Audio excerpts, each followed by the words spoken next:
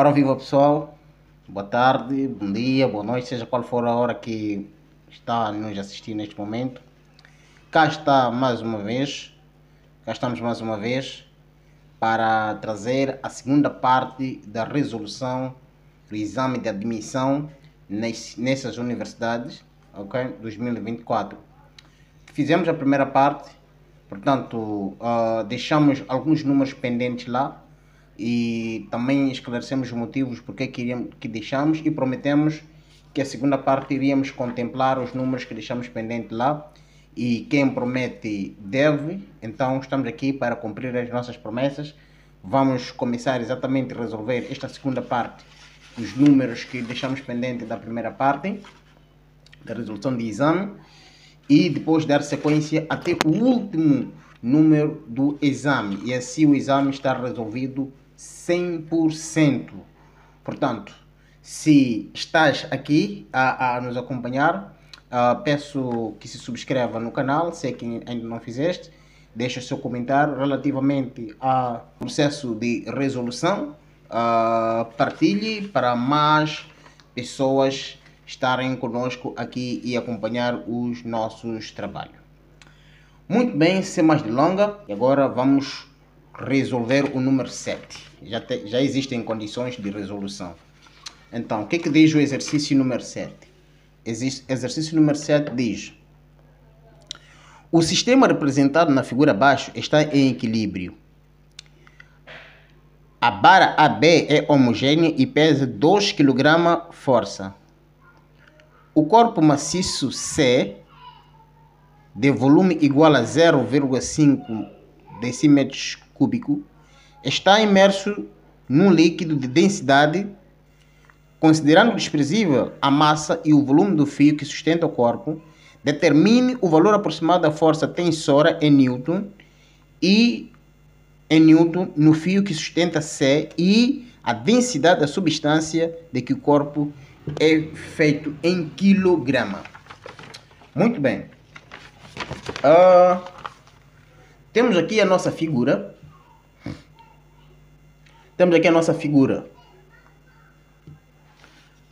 Onde diz que esse sistema está em equilíbrio. Eu vou tentar aqui desenhar para visibilizar a situação.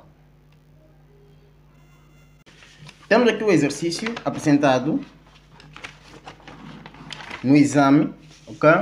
Temos essa estrutura, esse sistema onde temos uma substância, um corpo C, imerso num determinado fluido com uma determinada densidade. Então eu tirei esta figura aqui para visualizar melhor.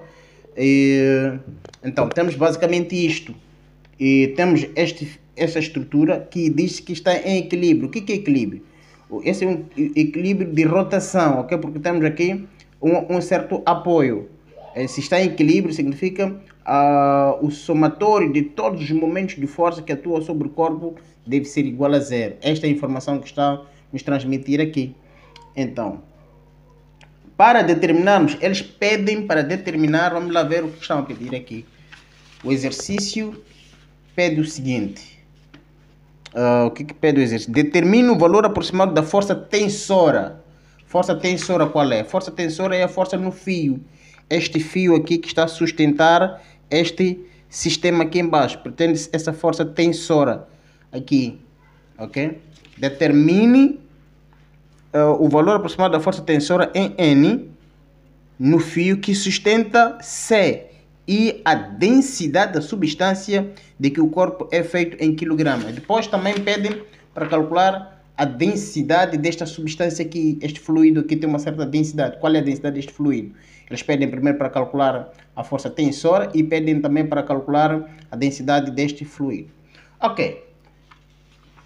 Primeiro passo muito simples, calcular força tensora independentemente desse sistema. Nós sabemos que este fio aqui suporta uma determinada carga. Então temos uma força orientada para baixo, porque este corpo certamente está a puxar,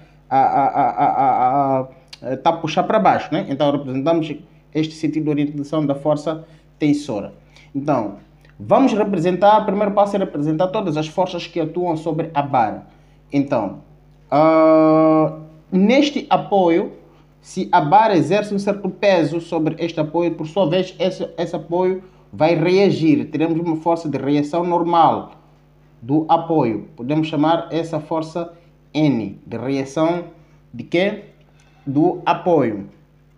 Qual é outra força que nós vamos representar? É o peso da própria barra. O exercício diz que o peso da barra, né? A barra é homogênea e pesa 2 kg força. Quilograma de força é o peso, é multiplicar a massa vezes a aceleração de gravidade, para encontrarmos o valor de quilograma força. Então, o peso certamente atua no centro, ok? No centro de gravidade, no meio da barra, ok? O peso vai dividir a barra pelo meio. Então, 2 kg força, eu disse que para encontrar um valor do peso é multiplicarmos por aceleração de gravidade, que vai ser igual a 20. O peso, neste caso, vai ser igual a 20 Newton. Estamos juntos até aqui. Representar todas as forças que atuam sobre a barra. Representamos a força do peso da barra, a força reação normal de apoio e essa força tensora que sustenta esse sistema aqui. Primeiro ponto é este. Então, depois é calcular os momentos de cada força. Para calcular o momento de cada força, nós temos que escolher um ponto de rotação, onde que o corpo vai girar. Então, vamos escolher exatamente aqui onde temos uma grandeza que estamos à procura. Como estão a pedir para calcularmos o valor de tensão, então vamos escolher o centro de rotação neste ponto mesmo. Ok? E vamos calcular os seus momentos. O momento da força tensora, neste caso, é igual a zero, porque o momento, de uma forma generalizada, o momento de força é igual a força vezes o braço de força, a distância que separa a força até o apoio. Aqui não temos nenhuma distância, ou a distância é igual a zero, certamente o momento de força tensora é igual a zero. Então vamos calcular o momento da reação N, ok? Momento dessa força N. Então, momento de N será igual a N vezes o quê? Vezes o braço, a distância que separa a força até aqui no furo. Qual é a distância? É 20 centímetros. Então vamos converter para metros, sistema internacional. Então vamos dividir aqui, 20 dividido por 100 dá 0,2. Ok? Então aqui, momento de N é igual a 0,2 N. Encontramos o valor do momento de força N. Então vamos também determinar o valor do momento do peso da barra. Então, momento do peso da barra será igual ao peso da barra vezes o quê? Vezes a distância que separa o peso do fulcro, aqui o nosso centro de rotação. Então, qual é essa distância? Nós sabemos que deste ponto, de acordo com o exercício, deste ponto até a extremidade são 60 e deste normal até a outra extremidade é 20. Significa que essa barra tem comprimento de 80 centímetros. Então, 80 centímetros, o peso atua no meio, significa essa distância de onde atua o peso até o fulcro é de 40, ok? 40 centímetros. Também vamos converter 40 centímetros em metro e dividir por 100, teremos aqui 0,4. Em outras palavras, o peso da barra, já sabemos que é 20, teremos aqui 20 vezes 0,4. Quanto é que dá isso? 20 vezes 0,4, isso dá-nos 8, ok? Esse é o valor do momento de quê? Do peso da barra. Muito bem, depois de ter calculado o momento de todas as forças, vamos estabelecer a condição de equilíbrio de rotação, que diz que o somatório dos momentos de força deve ser igual a zero, ok? Então, vamos estabelecer a condição de equilíbrio de rotação, somarmos todos os momentos e igualarmos essa soma a zero. Mas antes vamos atribuir o sinal às forças, os momentos. Ok? Vamos atribuir o sinal aos momentos. Vamos pegar força por força, consideramos que cada força está a atuar sozinha, para onde puxaria essa barra. Então vamos escolher o sentido horário de rotação, essa é a escolha. Eu escolho o sentido horário de rotação, portanto, este sentido que eu escolhi em relação ao peso. Este peso está a puxar para baixo. Então, o meu sentido também é este, coincide. Significa que este que se coincide, este momento é positivo, ok? Analisa força por força. Agora, ignoro essa força, ignoro a outra, vou olhar para esta força, o sentido desta força. Se considerar que esta força está sozinho, certamente essa força puxa para cima. E o sentido que eu escolhi é para baixo. Então, quando não coincide, esta força é negativa, ok? Essa já é zero. Então, vamos estabelecer a condição de equilíbrio de rotação. Teremos aqui momento de força T. Esta força é negativa, menos momento de N, mais momento do peso da barra. Isto tudo deve ser igual a zero. Assim eu estabeleci a condição de equilíbrio de rotação. Então, momento de T. Momento de T é igual a zero, temos aqui o valor, mas momento de N é igual, menos neste caso, menos, é igual a 0,2 N, mais momento de peso da barra que é igual a 8. Isso deve ser igual a zero. Então, resolvendo isto, teremos aqui menos 0,2 N será igual, esse passa por lá, a 8.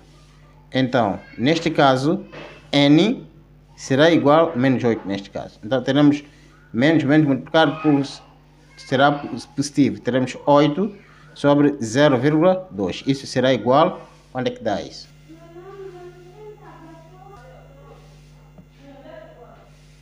Então, 8 dividido por 0,2, isso é igual a 40 newton. Ok? Então, nós aqui encontramos o valor de N. Agora, o que estamos a ser perguntado aqui é o valor da tensão. Certamente, se eu colocasse o fulcro aqui, logo eu teria encontrado o valor de tensão. Mas, ok, como já começamos assim, teremos essa amassada de voltar a encontrarmos o valor da tensão. Ok? Significa se o estudante escolher o porcento de rotação aqui, o resultado não vai mudar, ok? Não vai mudar. E iria apanhar diretamente o valor de tensão. Mas como comecei por aqui, pronto. Vamos prosseguir. Depois de estabelecer a condição de equilíbrio de rotação, agora vamos estabelecer a condição de equilíbrio de translação, que diz o somatório das forças deve ser igual a zero. Rotação, somatório dos momentos deve ser igual a zero. Translação, somatório das forças deve ser igual a zero. Então, para atribuir sinal às forças, vamos considerar que todas as forças que atuam para baixo são positivas e as forças que atuam para cima são negativas. Certamente, aqui teremos o quê? Teremos tensão positiva, ok? Tensão positiva, menos N, reação normal do apoio, mais peso, que é positivo, peso do bloco ou da barra, queria dizer. Então, teremos aqui tensão será igual a menos N é menos 40, mais o peso quanto que é? 20.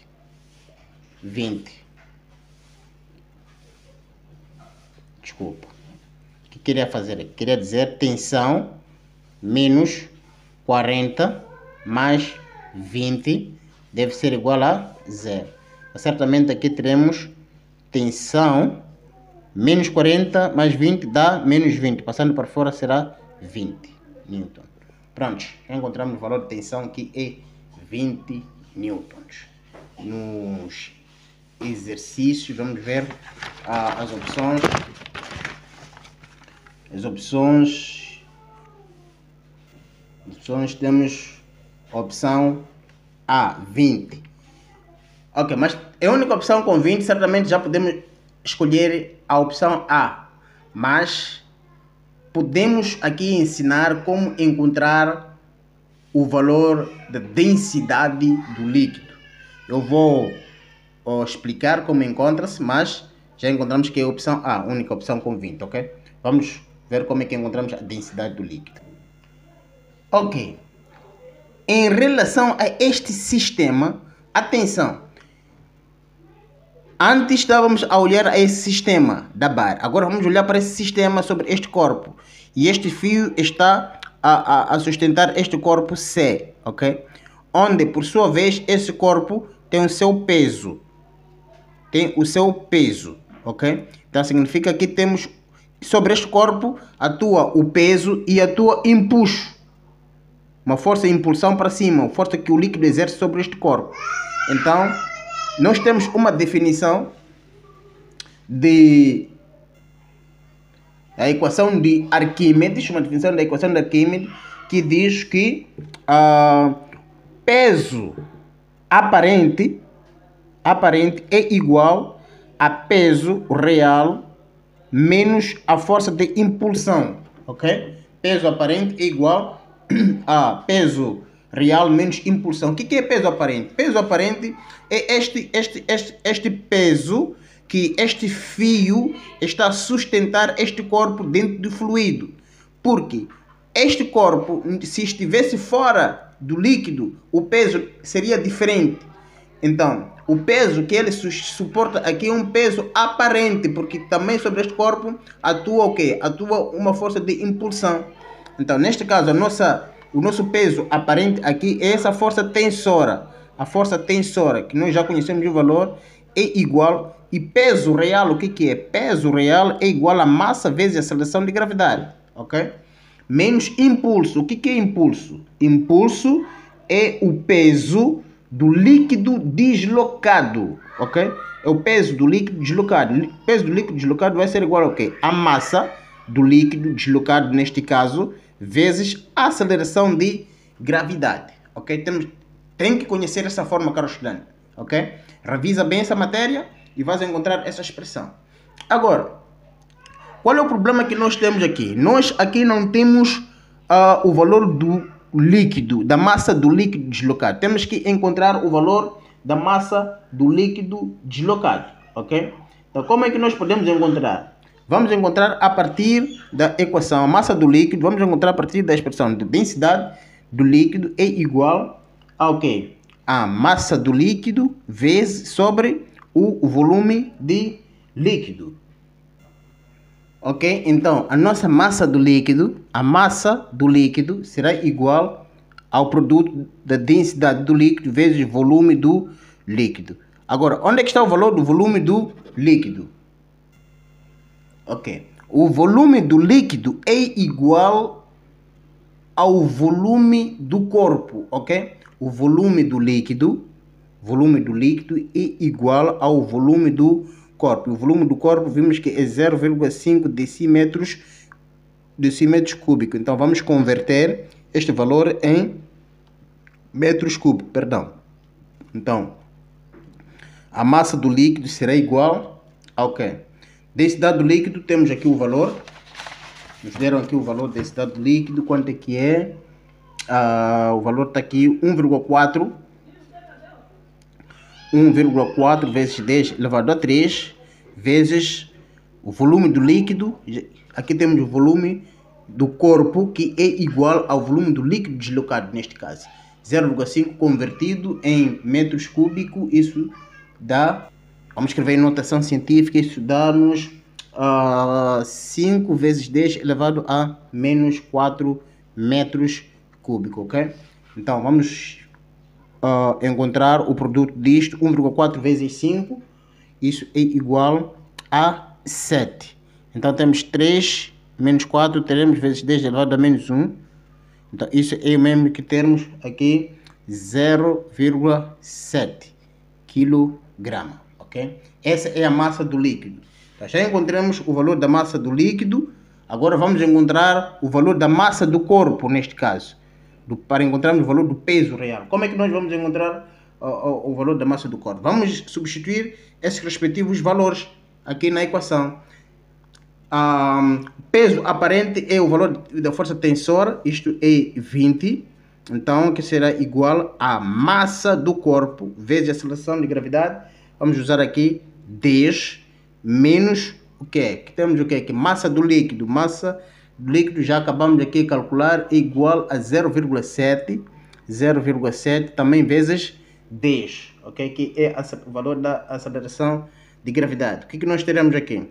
20, vamos aqui 20 igual a 10 vezes a massa do corpo, aqui menos 7, ok? 0,7 vezes 10 é igual a 7. Então aqui este passa para fora, vai adicionar com 20, então teremos aqui 27 igual a 10 vezes massa do corpo. Então, certamente, massa do corpo será igual a 27 dividido por 10. O 10 vai lá, vai dividir, teremos 27 dividido por 10. Então, massa do corpo será igual a 2,7 kg. Então, já encontramos a massa do corpo. Prontos. Ainda estamos à procura de quê? Estamos à procura da densidade da substância, neste caso, a densidade do corpo. Então, para calcularmos a densidade do corpo é igual à massa do corpo sobre o volume do corpo. Então, massa do corpo é esse que nós acabamos de encontrar aqui, que é 2,7 kg, dividido por volume do corpo. Então, o volume do corpo é esse, ok? Temos aqui, só convertido este valor, teremos aqui o valor de 5 vezes 10 elevado a menos 4. Então, densidade do corpo será igual a 2,7 dividido por 5, quando é que dá? Dá 0,54. 0,54. Esse passa para cima, teremos elevado a 4 positivo. Então, segundo as opções, aqui na nossa opção, como já tínhamos dito que essa é a nossa opção 5,4. Então significa andou-se uma casa para a direita, deslocou-se essa vírgula para aqui. Então, densidade do corpo é igual a 5,4. Certamente aqui decresce uma unidade, vezes 10 elevado a 3. Ok? É isso, meu amigo. Então temos aqui 20, que é a força tensora, 5,4 vezes 10 elevado a 3, que é a densidade do corpo. Prontos. Vamos a seguir. 8. Ok, também encontramos aqui esse exame com um pouco mais de visibilidade na figura relativamente ao primeiro exame. O primeiro exame aqui nem imaginava-se que aqui tinha número, por isso não tivemos ideia de resolução. Mas encontrar este outro exame, conseguimos aqui ver lá no fundo, até tentei maximizar a caneta para vermos os números, né? Okay. Então já é possível resolver o exercício e é tão simples. Vamos ao exercício. 8. Uma saltadora segura uma vara de peso igual a 29,4 Newton e equilibra exercendo uma força U para cima e com uma mão dianteira e uma força D para baixo com uma mão traseira, como ilustra a figura ao lado. O ponto C é o centro de gravidade da vara. Quais são os módulos de U, I, D em N? Ok? Pronto. Então, vamos tentar... Vou escrever aqui mesmo por cima da figura. Diz-se... O que diz aqui? Uma saltadora segura vara de peso igual a 29,4 Newton e equilibra exercendo uma força U para cima com a mão dianteira. Mão dianteira é esta aqui. Esta mão. Então exerce uma força para cima. Uma força U. Ok? Uma força U. Mão dianteira. Então, a sua mão dianteira. E uma força D para baixo com a sua mão traseira. Força D para baixo com a mão traseira. A mão traseira está mais ou menos aqui. Ok? Possível ver aí? A mão traseira aqui. Uma força para baixo. Para baixo. Então vou tentar refazer este bastão. Ok?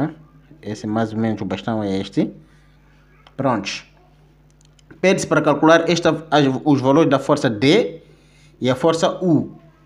Então, na figura, temos esses dados aqui. Lá no fundo, vou tentar maximizar esse dado que mostra a distância. Ok? Temos aqui também. E temos esta distância, ok? Pronto, aqui temos 0,75. 75 é o próprio enunciado que traz esses dados. 0,75. Aqui temos 0,5, essa distância, ok? E temos aqui 2,5 5,25 metros. 5 metros. Ok? E também o peso, aqui temos a força do peso. O peso está representado aqui, que é este mesmo de 29,4 Newton. Então, pretende-se calcular aqui o valor de força U e de força D. Simples. Muito simples. O que a gente vai fazer aqui? Vamos encontrar a expressão de condição de equilíbrio de rotação, ok? Então, primeiro nós temos que encontrar um fulcro. Fulcro é o ponto ou o eixo de rotação. Vamos escolher. Geralmente, a escolha tem que coincidir num dos pontos onde estão a pedir uma grandeza. Vamos escolher aqui, no D, na força D. Esse é o nosso fulcro.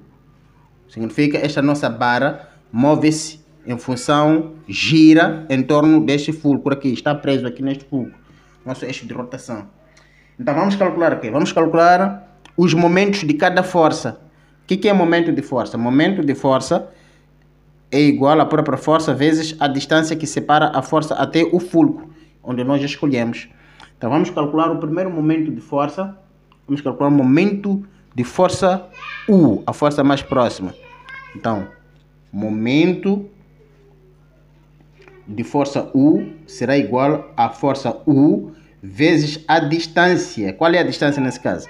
A distância que separa U até o fulcro aqui já nos deram é 0,75. 0,75. Então, certamente, isso é igual a 0,75 vezes U. Ok? 0,75 U. Este é o momento de quê? Momento de força U. Depois, vamos calcular o momento de quê? Temos outra força? O próprio D, momento de D.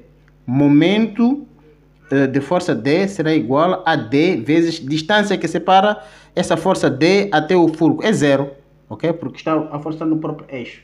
Então, temos aqui vezes zero. Significa que o momento de D é zero.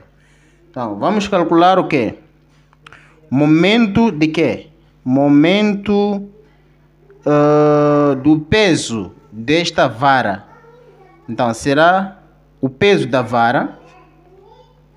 Momento do peso da vara será igual ao peso da vara, que é 29,4 vezes a distância. Qual é a distância da vara? Qual é a distância da vara? Como é que a gente vai calcular?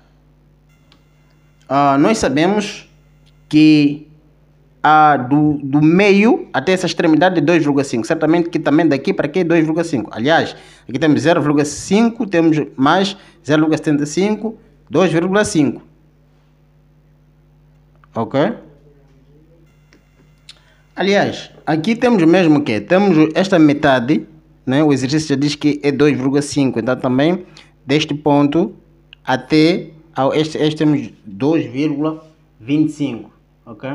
Então teremos aqui vezes 2,25. Então multiplicado 29,4 vezes 2,25, isso dá 66,15. Okay? Esses são os momentos de cada força.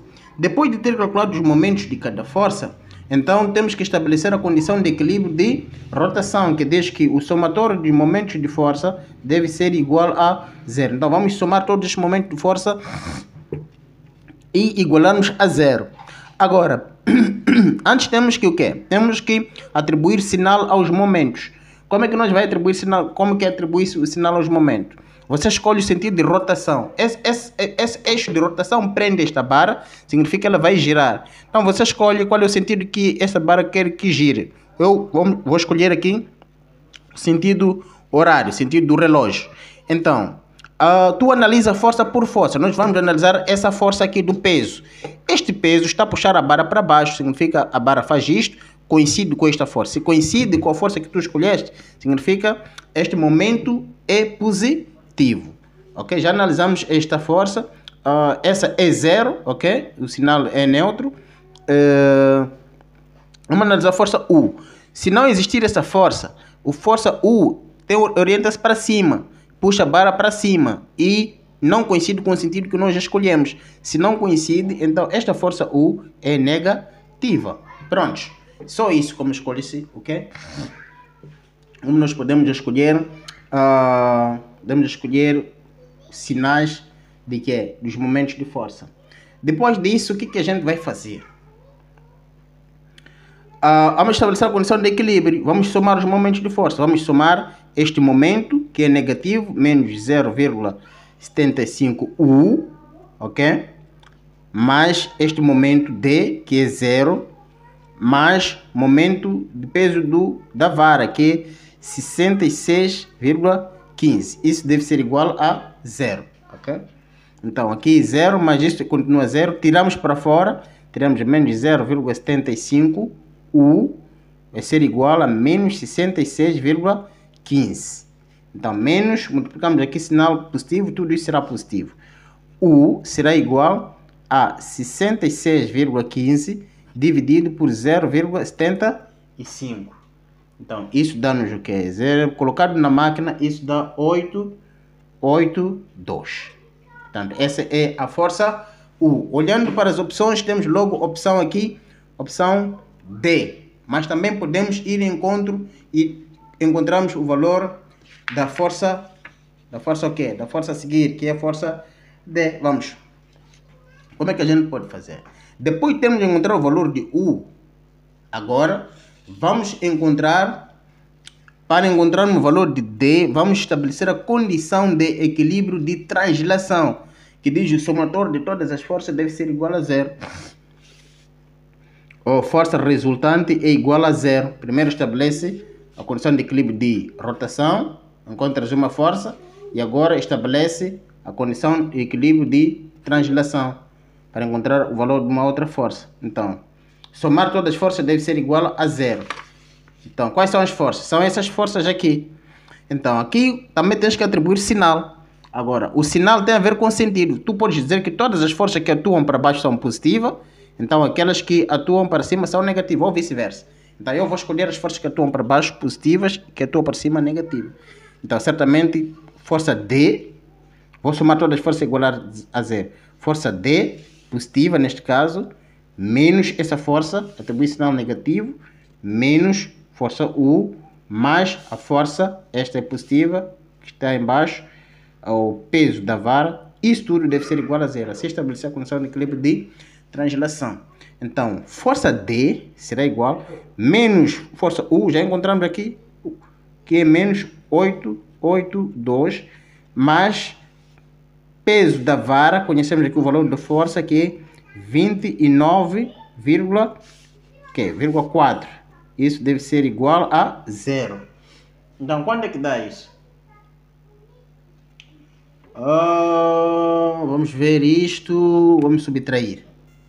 Ok. 88,2 menos 29,4, que teremos D menos 58,8. Isso é igual a 0. Então, tirando para fora, D será igual a 58,8 positivo. Pronto, era só para confirmar a opção D. 88,2 e 58,8. Pronto, vamos avançar. 15. Uma bolha de gás de 25 cm de volume encontra-se no fundo de um lago a 30 metros de profundidade e a temperatura de 4 graus Celsius. A bolha sobe à superfície, onde a temperatura é de 20 graus Celsius. Suponha que a temperatura da bolha é sempre igual à da água na sua vizinhança. Considere a densidade da água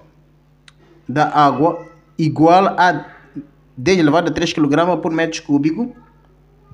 E a pressão atmosférica normal, vamos aqui o valor. A pressão a que a bolha de gás se encontra sujeita no fundo do lago é Pascal, e o seu volume imediatamente antes de atingir a superfície é em metros cúbicos, são respectivamente cerca de, ok? Querem o valor da pressão no fundo do lago e o seu volume. Muito bem. Este corpo, esta bolha de gás lá no fundo da... Desculpa. A bolha de gás lá no fundo do lago, ela é sujeita a duas pressões. Ela sofre a pressão atmosférica e sofre a pressão do líquido. Significa, teremos a pressão total ou simplesmente pressão absoluta, que é a pressão total, deve ser igual à pressão atmosférica que o ar exerce sobre a água. Por sua vez, a água também exerce a pressão sobre o mesmo corpo. Então, esse corpo sofre uma pressão conjunta de pressão atmosférica e a pressão do líquido. Ok? Então, aqui a pressão total ou a pressão absoluta é igual. Pressão atmosférica, nos fomos dado aqui o valor. Eu vou colocar este valor em notação científica para facilitar os cálculos. Isso é o mesmo que 1 aqui, 1, 2, 3, 4, 5. Ok. 0,1325 vezes 10 elevado a 5 são 5 casas, mas pressão do líquido é o que? É densidade vezes aceleração de gravidade vezes altura, ok? Então, a pressão total ou a pressão absoluta será igual, vou manter aqui 1,01325 vezes 10 elevado a 5, densidade. Nos fomos dado aqui o valor de densidade é 1000, ok? Mais 1000 vezes a aceleração de gravidade, vamos usar também 10 vezes altura é 30, ok? Então, pressão absoluta, quanto é que dá isso? 3. 1, 2, 3, 4, 5. É o que é isso? 300 mil. Então vamos lá. Estou a manter aqui 0,1325 vezes 10 elevado a 5 mais 300 mil é o que? É 3 vezes 10 elevado a 5. 5 zeros.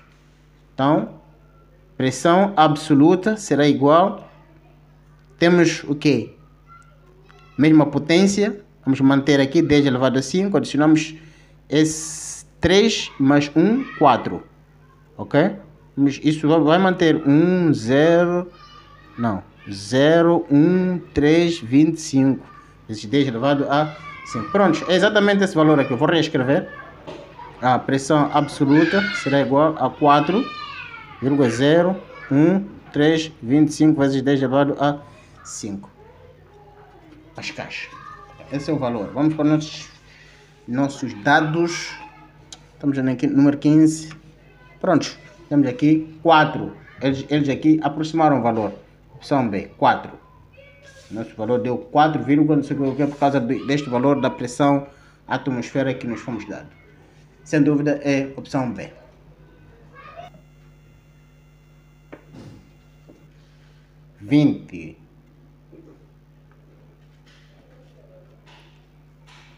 Um determinado motor tem uma potência de 5 kW e uma eficiência de 25%. Supondo que o motor expele 8 kJ de energia térmica em cada ciclo para o ambiente, determina a energia absorvida em cada ciclo em kJ e o tempo de cada ciclo em segundos. Ok, vamos começar por seguinte relação. Vamos tirar o dado. Nossa potência, o nosso motor tem a potência de 5 kW e tem um rendimento ou eficiência de 25%. Ok? Então, o que nós temos aqui como dado, supondo que o motor expele. Expelir o que? Expelir é dissipar. Energia dissipada, energia gasta. Então, temos energia dissipada ou calor dissipado. Calor dissipado, 8 kJ. 8 kJ. Ok? Então, calor fornecido a um sistema, uma parte, ok? Quando um motor gera uma energia, uma parte da energia é dissipada e a outra parte alimenta o sistema. A parte que alimenta o sistema, meu Deus, não está visível isso que estou a explicar. Estava a dizer o seguinte: temos aqui o calor ou a energia fornecida pelo sistema. Uma parte chama-se energia útil, ok? Calor útil. A outra parte é a parte que se dissipa em forma de Joule, através do efeito Joule. Calor dissipado, aquela parte que se perde. Ok? Então, prontos. Vamos chegar a partir dessas duas relações. E por outro lado, nós sabemos que potência é igual ao quê?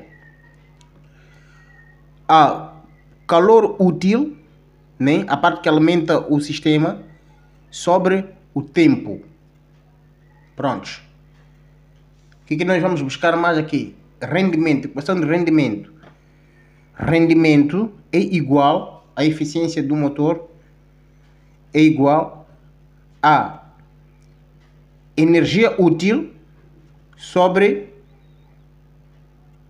a energia que se fornece ao sistema. Ok?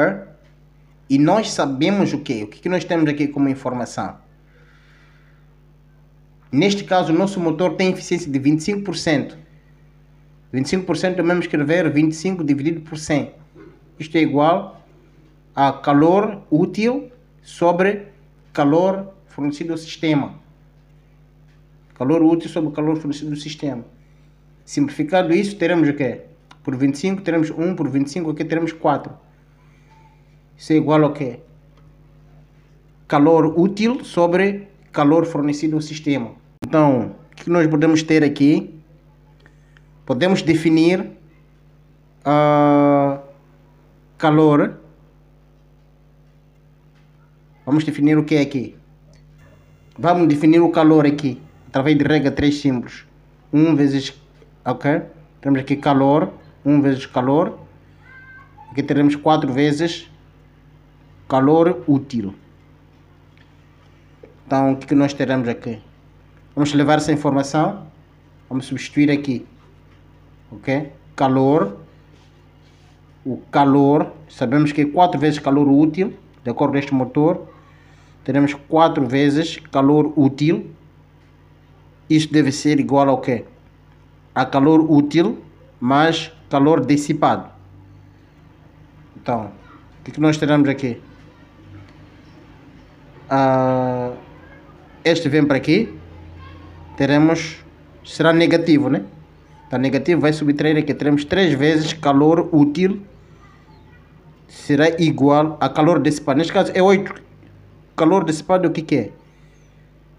Calor dissipado é 8 kJ. 8 kJ. Pronto. Então, calor útil será igual, 3 vem dividir aqui, 8 dividido por 3 kJ. Então, calor útil será igual a 8 dividido por 3, quanto é que está? Deixa eu ver aqui. Tenho uma máquina aqui ao lado. 8 dividido por 3. Quanto é que dá? 2,60. Então podemos escrever 2,7, né? Uma casa decimal. KJ. Pronto, aqui temos o valor do calor útil. Então podemos encontrar o valor do tempo gasto. Ok? Então, o tempo, variação de tempo é igual. Teremos aqui o que? Calor útil sobre a potência. Ok? Então o tempo será igual ao que? Calor útil, acabamos de determinar aqui 2,7 kJ sobre o que é a potência. Potência, temos aqui o valor 5 kW. 5 kW, quilo, simplifica-se. Então, tempo será igual, quando é que dá isso? 2,7, 2,7, o valor que arredondamos, dividido por 5. Quando é que dá? 0,54. Tempo igual a 0,54. segundo. Ok? Então vamos pedir para calcularmos. Supondo que primeiro encontramos o quê? Calor útil, tempo. Muito bem. Nós deixávamos por trás a primeira questão, que era para calcular o quê? Era para calcular, determine a energia absorvida em cada ciclo em kJ. Ok? Então, energia absorvida significa aquela energia que é fornecida pelo sistema. Energia total, neste caso. Energia fornecida pelo sistema. E a nossa expressão, energia fornecida pelo sistema, é isto aqui. Então, energia fornecida pelo sistema é isto aqui. É igual a energia útil mais energia dissipada. Então, teremos aqui energia útil 2,7 kJ mais energia dissipada, que é 8 kJ. Então, energia útil será 8 mais 2 está 10,7. O tempo é 0,54. 10,7. Aqui, opção D. Prontos. É isto. Vamos a seguir. Aqui não há dúvidas. Se há dúvidas, podem deixar aqui nos comentários. 23. Uma distância de 1060 metros do observador, o seu ajudante deu uma martelada no carril de um caminho de ferro. O observador, aplicando seu ouvido no carril, ouviu o som 3 segundos antes de que o mesmo som lhe alcançasse pelo ar. Qual é a velocidade de propagação do som no aço em metros por segundo? Assume que a velocidade de propagação do som no ar é igual. Qual é a velocidade de propagação no aço? Ok. Então significa que aqui a velocidade de propagação no aço foi mais rápido do que no ar. É isso que a gente pode concluir aqui. Porque demorou 3 segundos. É isso que é a informação que ouviu o som 3 segundos antes de que o mesmo som lhe alcançasse pelo ar. Antes do ar lhe alcançar, ele já tinha ouvido o som há 3 segundos. Ok. Tentar esboçar esta questão. Nós temos um carril, caminho de ferro. Ok? Então vamos considerar que o observador está nesse ponto. E a martelada está aqui. Rebenta-se aqui com uma martelada neste ponto. Essa distância é de 1060 metros. Ok? Então, o que acontece aqui? Quando coloca o ouvido neste aço, ele ouve mais rápido. Significa o tempo que o som leva, aliás, o tempo que o tempo do ar, menos 3 é igual ao tempo do quê? Do aço. Ok? Tempo do aço é igual ao tempo do ar menos 3. Significa ele ouviu 3 segundos antes. O ar demorou 3 segundos. Então vamos tirar o tempo do ar 3 segundos para termos o tempo de quê? Do aço.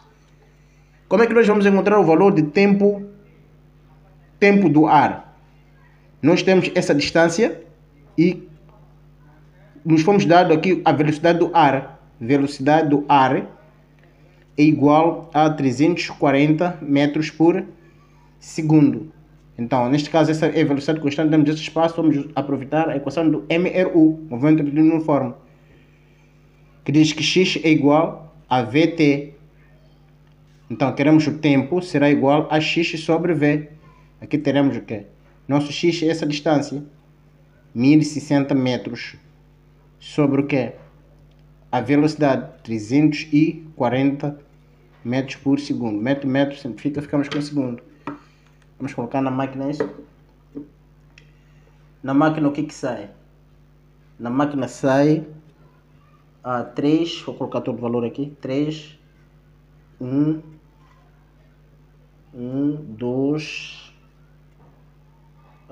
7,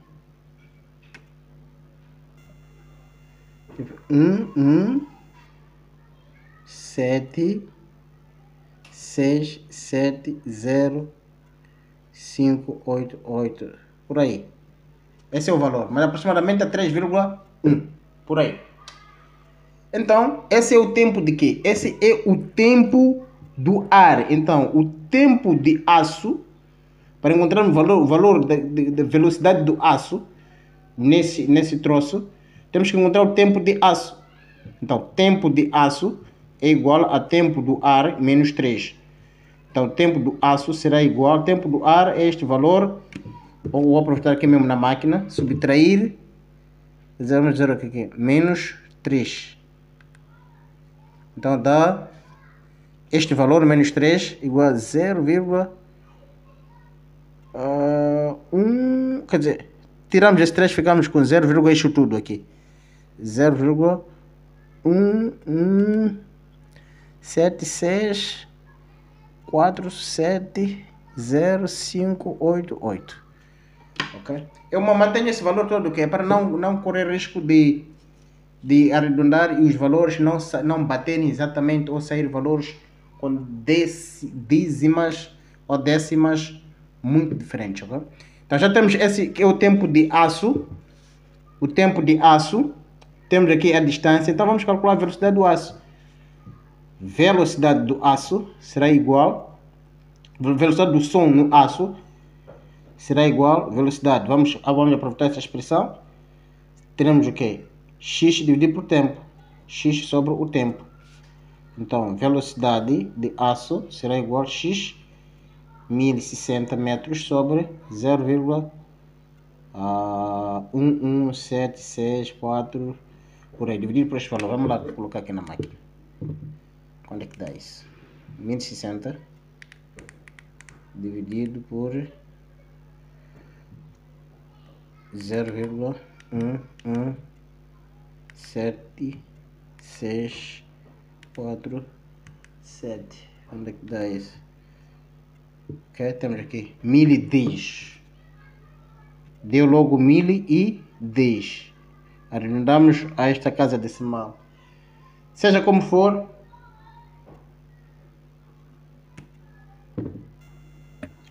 ok. Então temos exatamente isso aqui. Velocidade de aço igual ao quê? A 1060 dividido pelo tempo de aço que foi subtraído aqui. Tempo de aço é igual a tempo de quê? Tempo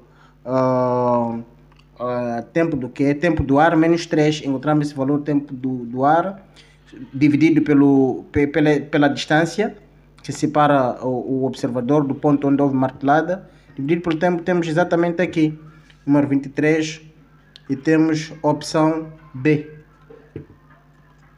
Temos lá a opção B. Prontos. 24. Um eletrão que se desloca no campo elétrico aumentou a sua velocidade de 10 V1, 10 elevado a 7 metros por segundo, para V2, 3 vezes 10 elevado a 7 metros por segundo.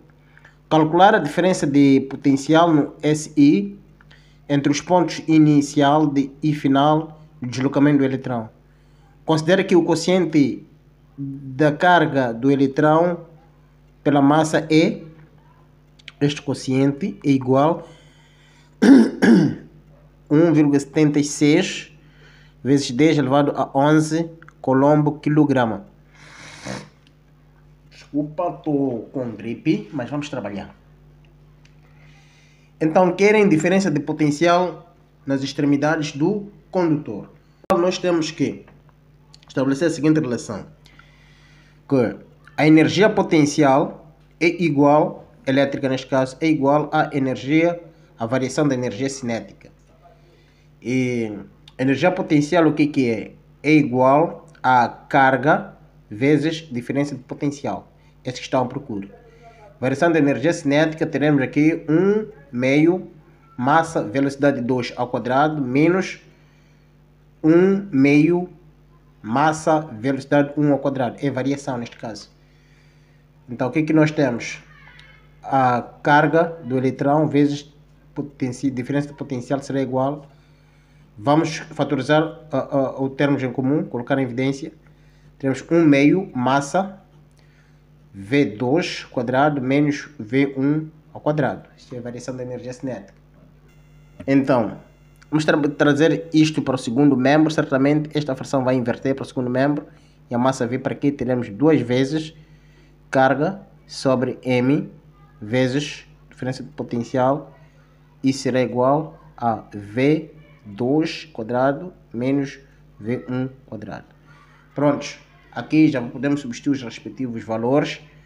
Aqui teremos 2 vezes esse quociente, temos o seu respectivo valor aqui, que é 1,76 vezes 10 elevado a 11 vezes diferença de potencial, e será igual V2, temos aqui ao quadrado neste caso, temos 3 ao quadrado, 9 vezes, aqui 10 elevado a 7, teremos 7 vezes 2, 10 elevado a 14, estou a calcular diretamente para economizar tempo, menos V1, teremos simplesmente 10 elevado a 14, e 7 multiplica por este quadrado.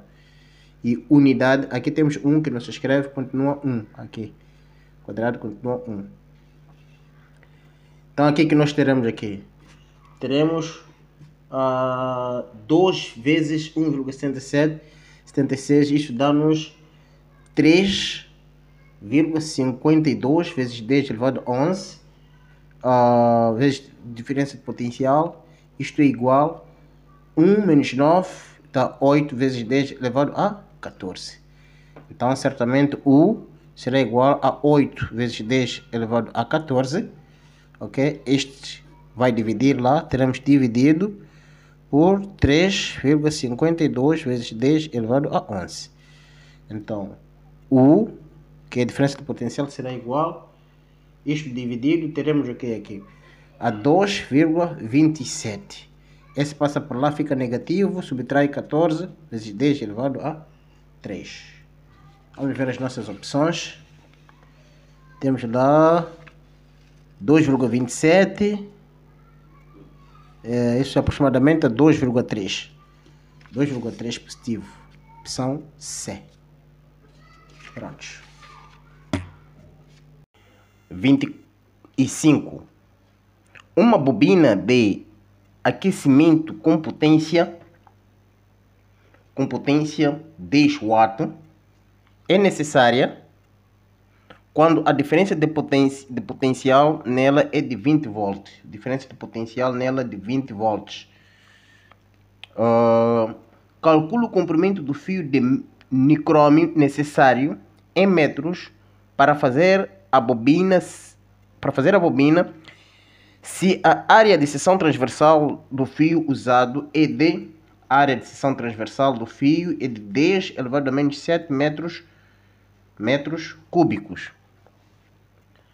Então pretende-se o comprimento do fio para se fazer a bobina. Ok? Então quais são as grandezas que nós temos aqui? Temos o valor, temos aqui também a resistividade. O valor de resistividade 10 elevado a menos 6 ohm por metro. Ok, nós queremos o comprimento do condutor. Relacionado a essas grandezas, nós podemos encontrar o comprimento do condutor através da equação de resistência, para cálculo de resistência. Resistência é igual a resistividade vezes o comprimento do condutor sobre a área de seção transversal. Essa é a forma para o cálculo do comprimento do condutor. E agora, aqui não temos resistência, temos potência. Então podemos definir resistência a partir da forma de potência, que diz potência é igual a diferença de potencial ao quadrado sobre R que é resistência. Então, se nós queremos a resistência, ok? Então resistência será igual aqui a diferença de potencial ao quadrado sobre potência. Okay. Então vamos levar esta particularidade da resistência, vamos vir substituir aqui no lugar da resistência. Então resistência é isto aqui. Teremos diferença de potencial sobre a potência. Isso deve ser igual a resistividade vezes comprimento do condutor sobre a área.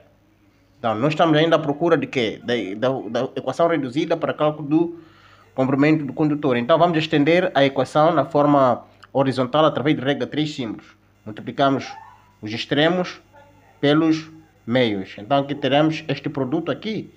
Teremos potência vezes resistividade vezes comprimento do condutor.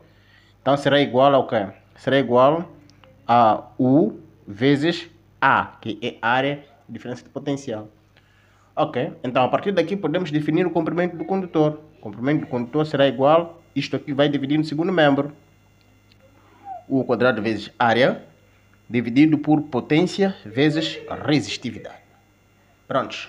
Então, chegado aqui, vamos substituir os respectivos valores. O que temos aqui? U, quanto que é 20. Então, teremos aqui 20 ao quadrado, porque o U é o quadrado, vezes o valor da área. A área é 10 elevado a menos 7. O que nós temos aqui? Potência, sobre potência, o valor da potência, 10 watt. 10 vezes resistividade, o valor da resistividade, 10 elevado a menos 6. Ok? Então, o que nós vamos ter aqui? Comprimento do condutor será igual. Aqui em cima teremos o que? 20 ao quadrado, isso é 400. 400 sobre 10. Esse vai para cima, fica positivo, né? Positivo, então teremos aqui vezes 10 elevado a menos 1. Temos menos 7 mais 6. Cortamos este 0 com este 0. Aqui teremos o que? 40 vezes 10 elevado a menos 1. Então, transformado isso aqui, 10 elevado a menos 1 é o mesmo que dizer 0,1. Ok? 10 elevado a menos 1 é o mesmo que dizer 0,1. Então, 0,1 vezes 40, isso é igual a 4 metros. Isso é igual a 4 metros. Prontos. Vamos nas nossas opções. Número 25, temos a opção D. Número 25, opção D. 26. Um amperímetro introduzido no ramo do circuito da figura abaixo contém o resistor R3. Aqui, temos aqui um amperímetro. Aqui neste ramo, onde temos esse resistor R3, ok? R3. Então eu vou repassar a caneta aqui para que o circuito seja mais ou menos visível, ok? Vou repassar aqui, ok? Aqui temos um resistor também R1. Neste ramo temos um resistor R2 aqui e fechamos este outro ramo circuito, ok? Espero ser um pouco mais visível. Muito bem. O amperímetro introduzido no ramo do circuito da figura abaixo que contém o resistor R3, temos aqui R3. Qual é o valor indicado pelo aparelho em amperes se a força eletromotriz for igual a 5 volts? Considerando que R1 temos assim. Queremos saber este amperímetro quanto é que mede, ok? Queremos saber a corrente elétrica neste ramo aqui, ok? Muito simples. Olhando para o circuito, esse é o circuito simples, ok? Onde temos a associação mista, temos a associação de resistência que estão em paralelo e também temos esta aqui que está em série. Então, primeiro, nós temos aqui a tensão total ou a força eletromotriz que alimenta o circuito. Então temos que buscar a corrente total que também alimenta este circuito. Qual é a corrente total?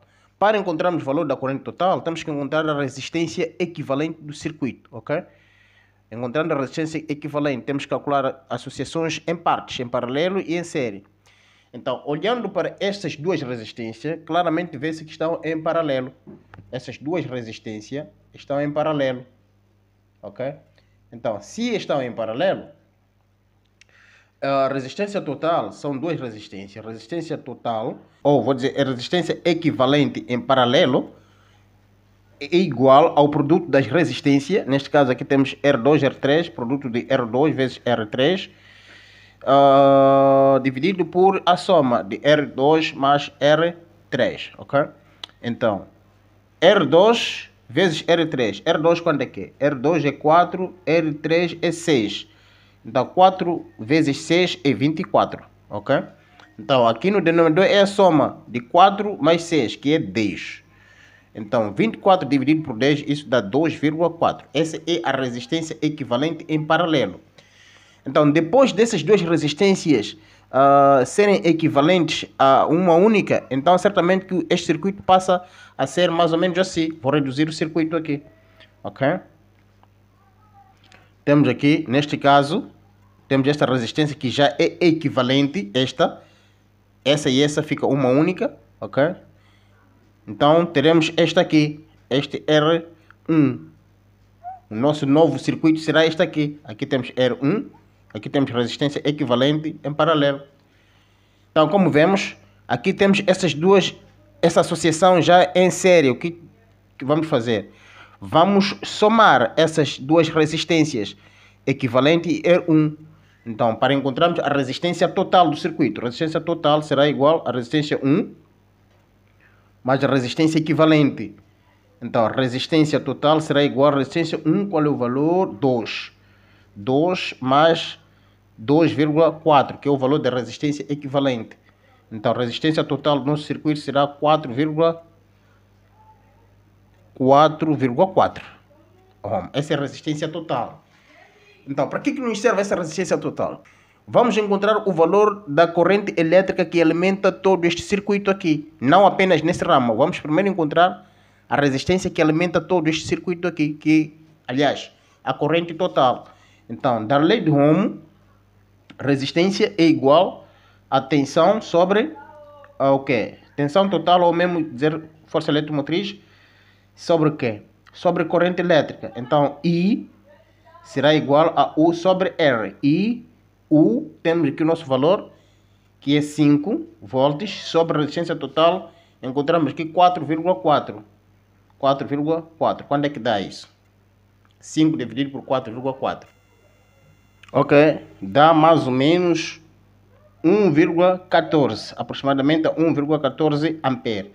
Este é o valor da resistência, aliás, da corrente elétrica total que circula no circuito. Então, temos tensão total, temos o corrente total e temos aqui resistência total. Prontos.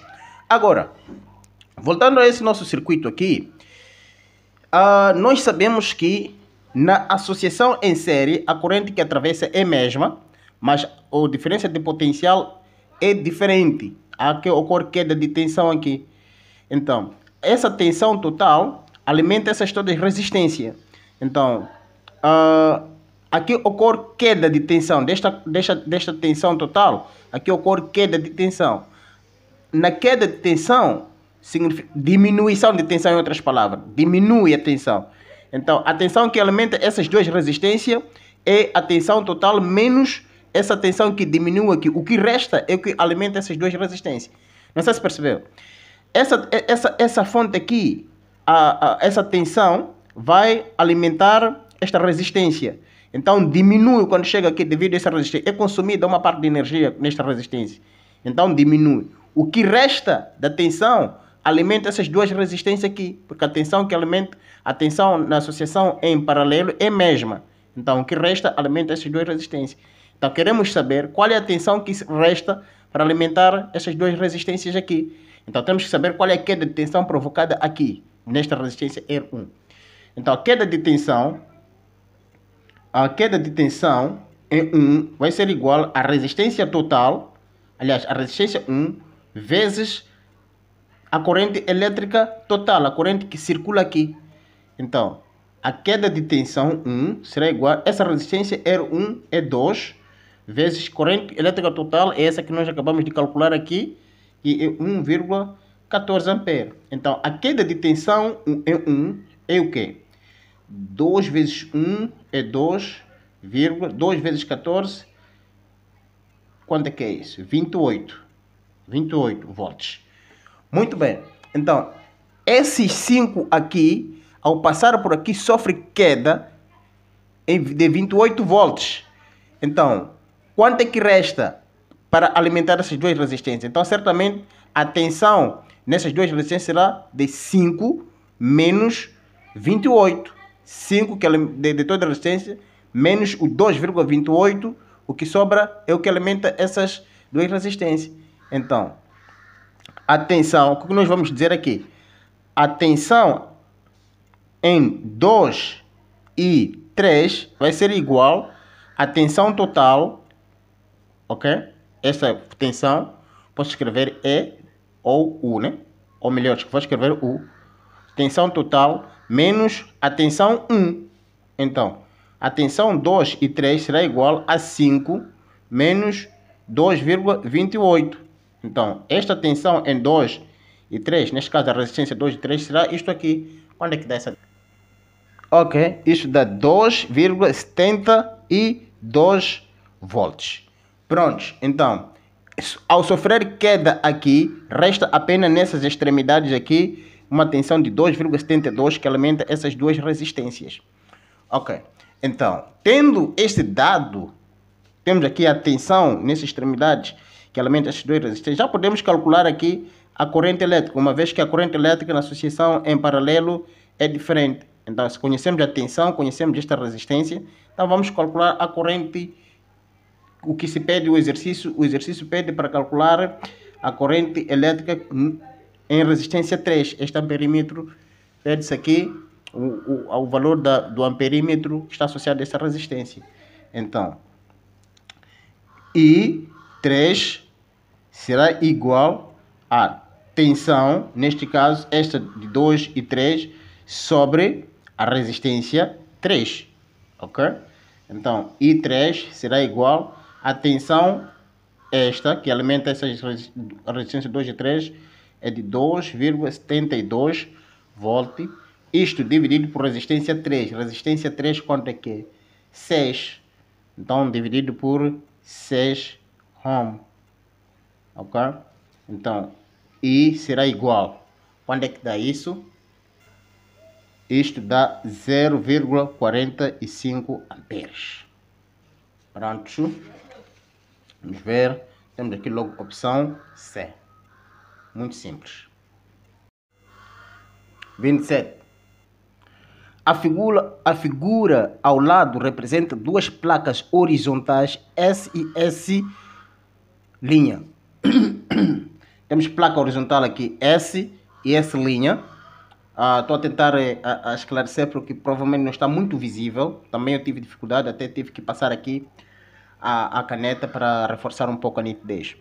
Entre as quais existe um campo elétrico uniforme. Ok? Temos duas placas paralelas e temos campo elétrico uniforme. Uma partícula de massa M igual, temos esse valor, e a carga inicialmente em repouso na posição O junto à placa S atinge a placa S' com velocidade de valor igual e sai pelo orifício P. Orifício P é este ponto aqui. O corpo encontra-se nesta posição, depois sai neste orifício P. Orifício P. Ao sair do campo elétrico, a partícula é submetida a um campo magnético constante B de valor igual a, temos aqui o valor, que faz descrever uma trajetória semicircular e atingir a placa S' no ponto Q. A partícula sai deste ponto, fura a placa e entra dentro do campo magnético uniforme e ele é submetido a este movimento semicircular, ok? Faz este movimento aqui. Muito bem. Determina o valor do campo elétrico entre as placas e a distância entre os pontos P e Q no SI. Quer-se o campo elétrico uniforme dentro da placa e queremos essa distância de P e Q. P e Q é essa distância aqui. Tá certo. Quais são as relações matemáticas que nós vamos encontrar aqui para resolver essa questão? Ok, eu aqui extraí os dados, ok, do problema para a gente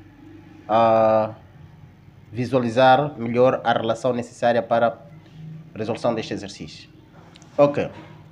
Aqui pede-se para calcular o valor do campo elétrico e a distância que separa o ponto P e o ponto Q, ok? Portanto, campo elétrico, nós sabemos que campo elétrico é igual a diferença de potencial sobre a distância, ok? Qual é essa distância? É essa distância de movimento. O corpo parte desta posição até este ponto. E aqui, a nossa distância entre essas duas placas é de 10 centímetros, que corresponde a 0,1 metro. Na notação científica temos este valor aqui. Muito bem. Então, campo elétrico é igual a diferença de potencial na extremidade dessas duas placas sobre essa distância das placas. Portanto, potencial elétrico, o que é em definição? Potencial elétrico é igual ao trabalho realizado para transportar uma carga do infinito até um determinado ponto. Agora, esse trabalho, neste caso, se o corpo, a carga sai da posição O até a posição P, significa que este corpo entrou em movimento. Então, o trabalho realizado aqui será o trabalho realizado pela energia cinética. Trabalho realizado pela energia cinética, e isso é igual a 1 meio massa velocidade ao quadrado sobre a carga, que é da fórmula. Ok? Então, neste caso, o potencial elétrico aqui será igual, aqui, invertemos essa fração, teremos aqui 1 meio massa velocidade ao quadrado sobre a carga. Esse é o valor da energia cinética. Ok? Aliás, a definição do potencial elétrico neste caso. Então, se o potencial elétrico é isto, levamos esta informação, vamos substituir aqui nessa fórmula mãe do campo elétrico. O que nós teremos aqui? Campo elétrico será igual a nosso potencial elétrico agora é definida como massa velocidade ao quadrado sobre carga, tudo isso dividido por distância. Ok? Então, trabalhar desta forma, campo elétrico será igual a invertendo, teremos a nossa fórmula massa vezes a velocidade ao quadrado sobre carga vezes a distância. Prontos, então vamos substituir os respectivos valores.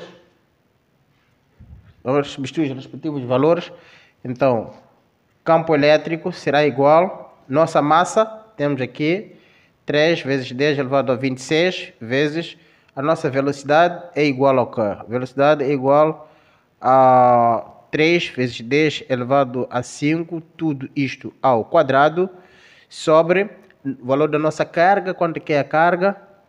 Menos 3,2 vezes 10 elevado a menos 19 colombo, vezes a distância. Qual é o valor da nossa distância? A distância é 1 vezes 10 elevado a menos 1. Vou escrever mesmo 1 vezes 10 elevado a menos 1. Ok, vamos operar isso. Trabalhando isso, campo elétrico aqui será igual. Aqui temos 3 vezes 3 ao quadrado. 3 ao quadrado é 9 vezes 3. 9 vezes 3 dá 27. Aqui temos a nossa massa. O que temos aqui? A massa. A massa temos, aliás, a potência aqui é 26. 26 negativo, ok? 26 negativo. Então, temos aqui 5 vezes 2 dá 10. 10 menos 26, aqui dá menos 16. Aqui no denominador vai prevalecer menos 2, 3,2. Aqui que nós teremos dá 20, menos 20.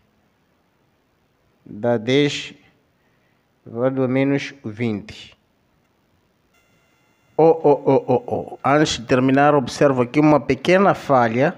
Peço perdão por isso. E vamos retificar ainda agora. A nossa energia cinética aqui é 1 sobre 2. Massa aliás, é igual a massa, velocidade ao quadrado sobre 2 vezes Q. Essas 2 vezes Q é que nós não observamos. Então vamos aqui apenas acrescentar o 2 aqui. Então certamente aqui também teremos 2 vezes Q vezes distância. Sucessivamente 2 vezes. Esse 2 é que nós esquecemos. Prontos. Então vamos trabalhar isso.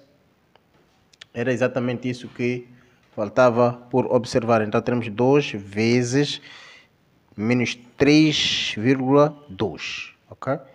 Prontos, vamos trabalhar isso. O que temos aqui? Vamos multiplicar mesmo embaixo 2 vezes 3,2. Quanto é que dá? 6,4. Então aqui teremos a luz. Queremos essa distância, né? Essa distância que corresponde ao diâmetro de um determinado círculo. Como o movimento aqui é circular, então essa distância corresponde a diâmetro. Então temos a relação que diz o seguinte: como este corpo entra dentro de um campo magnético, sai do campo uniforme, entra dentro do campo magnético, e dentro deste campo magnético é submetido a este movimento circular. Então temos força no campo magnético, que vai ser igual à força no movimento circular, ok? Então, força no campo magnético é igual à carga vezes a velocidade vezes o campo magnético. Então, a força no movimento circular é igual à massa vezes a velocidade ao quadrado sobre o raio. A nossa forma tem um raio, mas aqui essa distância corresponde ao diâmetro. Significa o valor que nós formos encontrar do raio, vamos multiplicar por 2, porque diâmetro é 2 vezes o raio. Então, encontramos o valor do raio vezes 2, teremos o valor do diâmetro que corresponde a essa distância aqui, a distância de P a Q. Ok, então o nosso raio, trabalhando desta fórmula, teremos o que aqui? A raio será igual a massa vezes a velocidade ao quadrado, dividido por carga, velocidade vezes campo magnético. Aqui temos a velocidade ao quadrado, vamos simplificar a velocidade e aqui simplificamos. E teremos aqui massa vezes velocidade, aqui carga vezes campo magnético. Substituindo aqui os valores, a nossa massa, temos aqui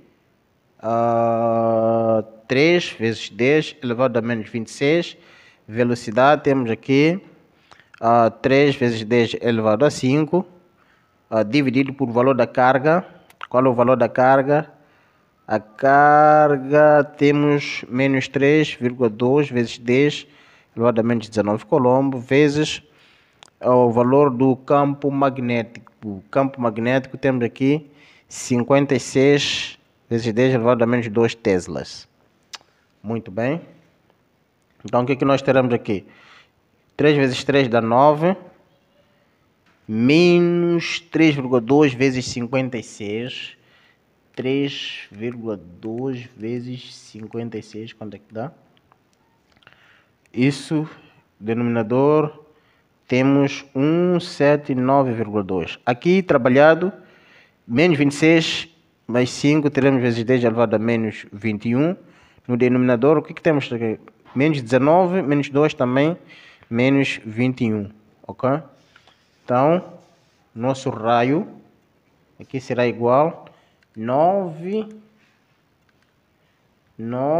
dividido por 179,2. Quanto é que dá isso? Dá 0,050. Tem mais aqui décimas, vamos parar por 50. 21 dá 1. Esse quando passa por lá, fica positivo. Então dá 0, 10 elevado a 0 dá 1. Então ficamos com isto. Metro. Esse é o nosso raio. Ok? Então, se nós queremos o diâmetro, vamos multiplicar este raio por 2. Multiplicamos este raio por 2. Vamos multiplicar isso por 2 vezes 2. Onde é que dá? Dá 100.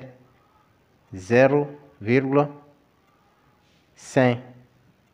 4 por aí até lá. Está transformado isso em notação científica. O nosso exercício aqui, segundo a opção, Deslocaram a vírgula duas vezes. Passou para aqui 1, 2. Até aqui no 10. Duas vezes isso é igual a 10 vezes 10 elevado a menos 2. Ok? Então temos a opção A. Transformado em notação científica este número. Pronto, é assim que se encontra essa distância aqui. Muito bem. Um objeto encontra-se a distância do objeto. Eu vou tirar logo dados. Um objeto encontra-se a distância P, distância do objeto, 1,8 metros. De uma lente convergente. Determine a distância focal, quero essa distância focal. Espera-se no sistema internacional, sabendo que a imagem formada é de 5 vezes menor do que o objeto. A imagem formada, tamanho da imagem, é igual a 5 vezes menor tamanho do objeto dividido por 5. O representa objeto. Então, 5 vezes menor significa o objeto dividir 5 vezes. Ok? Então, temos esses dados. Distância de quê? Da imagem. Aliás, distância do objeto é de... Não temos distância da imagem. Ok? Não temos distância da imagem. Então, para encontrarmos aqui o valor da distância focal, temos a relação de Gauss, que diz que 1 sobre distância focal é igual a 1 sobre distância do objeto mais 1 sobre a distância da imagem. Ok? Então, também temos a relação que diz o quê? A relação que diz que o crescimento linear da imagem ou da distância, A, neste caso, crescimento linear, é igual ao quê? Ao tamanho do objeto sobre tamanho da imagem. Meu Deus, estou a fazer confusão aqui. Tamanho da imagem sobre tamanho do objeto. Por sua vez, isto é igual a distância da imagem sobre distância do objeto. Pronto, então vamos relacionar essas equações aqui. Ok? 1 sobre distância focal é igual a 1 sobre distância do objeto a lente mais 1 sobre distância da imagem à lente. E temos a relação que diz o crescimento linear, seja do objeto ou da distância, é igual ao tamanho ou altura da imagem sobre a altura do objeto sobre distância da imagem à lente sobre distância de quê? Do objeto à lente. Pronto, essas duas relações aqui. Dali, vamos trabalhar o quê? Vamos estabelecer esta igualdade aqui. Ok? Porque aqui nós não temos o quê? Não temos essa distância do objeto. Não temos a distância da imagem ao objeto. Temos que procurar a distância da imagem ao objeto. Ok? Para nós conseguirmos encontrar o valor da distância focal. Onde é que nós vamos encontrar esta relação? Vamos encontrar a partir daqui que o tamanho da imagem sobre o tamanho do objeto deve ser igual à distância da imagem sobre distância do objeto em relação à lente. E nós sabemos que a imagem é 5 vezes menor que o objeto. Então vamos definir aqui, a partir desta relação, o tamanho do objeto. Então, aqui teremos isto, significa que o objeto será 5 vezes maior que a imagem. O objeto será igual a 5 vezes a imagem. Estamos juntos aqui? Muito bem. Então, o objeto é 5 vezes a imagem. Vamos vir substituir aqui o tamanho da imagem sobre o tamanho do objeto. O objeto é 5 vezes a imagem. 5 vezes imagem. Deve ser igual a tamanho de quê? A distância da imagem sobre distância do objeto, 1,8, ok? Então, simplificamos I, aqui teremos 1 sobre 5 igual a distância da imagem sobre 1,8. Uma pequena confusão aqui sobre distância da imagem, tamanho da imagem, distância do objeto, tamanho do objeto. Eu preciso assimilar bem esses termos aqui para não se atrapalhar, ok? Então, aqui já temos, podemos aqui isolar para encontrarmos a distância da imagem. Então, a distância da imagem será igual ao produto de 1,8 dividido por 5. 1,8 dividido por 5. Então, o que nós teremos aqui? 1,8 dividido por 5. Isso dá 0,36. Essa é a distância da imagem à lente. Pronto, tendo encontrado a distância da imagem à lente, agora vamos encontrar a nossa distância focal. 1 sobre a distância focal vai ser igual a 1 sobre a distância do objeto, já temos aqui, que é 1,8, mais 1 sobre a distância da imagem. A distância da imagem acabamos de calcular aqui, que é 0,36. 0,36, ok? Então, o que nós vamos ter aqui? 1 sobre a distância focal será igual, aqui vamos usar MMC. Vamos multiplicar aqui por 0,36, aqui multiplicamos por 1,8, ok? Então, 0,36 multiplicado lá em cima, teremos 0,36 sobre 0,36 vezes 1,8. Onde é que dá? Dá 0,648. Aqui em cima, vamos fazer o mesmo, mais 1,8 multiplicado lá dá 1,8. Denominador vai ser o mesmo, 0,648. Ok? Reconheço que não está bem visível, agora estou com um problema de luz, por isso que temos isso, mas explicar o estudante ao acompanhar terá que fazer um pouco de esforço lá. Então, 1 sobre distância focal, vamos somar aqui 0,36 mais 0,36 mais 1,8, 1,8, quanto é que dá isso? 2,16. 2,16 dividido por 0,648. Ok? Então, distância focal, agora vamos inverter aqui para encontrarmos o valor da distância focal. Aqui temos 1 sobre a distância focal. Agora vamos inverter para encontrar o respectivo valor. Distância focal será igual, então vamos inverter também esta fórmula. Aliás, vamos inverter esta fração. 0,648 dividido por 2,16. Onde é que dá isso? Limpar.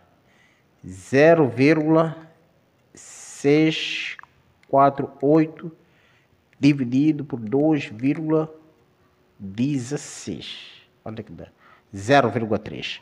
0,3. Pronto, essa é a nossa distância focal. Vamos aí na nossa fórmula, no nosso exame. Pronto, opção B. Ok, muito bem, meus amigos, vamos parar por aqui. Tenho dívida ainda por trazer. Preciso revisar um pouco sobre a questão de número 29. Número 6 também. Já existem ideias, mas ainda preciso passar por uma certa verificação para podermos publicar e, com toda certeza, o estudante ganhar um conhecimento certeiro. Enquanto isso, vamos ficar com dívida de 2 números nesse exame.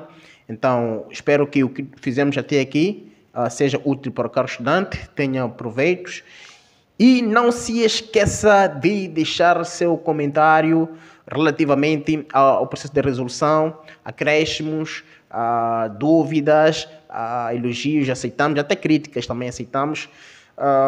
Agora, se não se subscreveu, peço que se subscreva, meu amigo, deixe seu like, partilhe o link e estamos juntos. Muito obrigado.